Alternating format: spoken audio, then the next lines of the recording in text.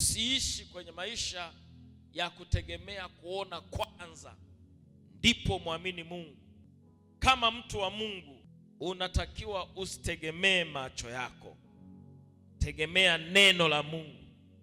Usitegemee mazingira yanayokuzunguka. Tegemea ahadi za Mungu zimesema nini katika maisha yako.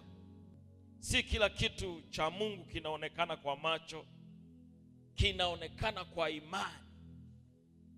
Ndio maana katika Waebrania sura ya 11 mstari wa 1 Biblia inatoa maana halisi ya imani. Nasema basi imani ni kuwa na hakika ya mambo yatarajiwayo, ni bayana ya mambo yasiyoonekana.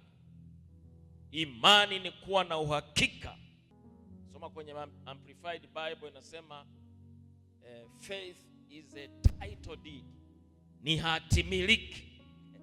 Ukitaka kumiliki vitu vya kimungu katika maisha yako, katika familia yako, lazima utangulize imani. Lazima uamini kwanza ndani ya moyo wako. Uliamini neno, maana neno la Mungu ni kweli.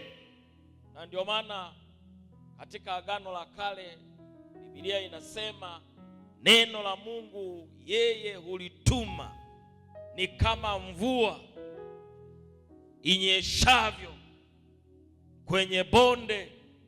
Inaponyesha mvua, mbegu ambazo zilikuwa zimewekwa pale, zimedondoshwa na ndege au zilidondoshwa wakati wa mavuno, zikapigwa na jua zikakauka. Mvua inaponyesha lazima vitu vinatokea, vinaota.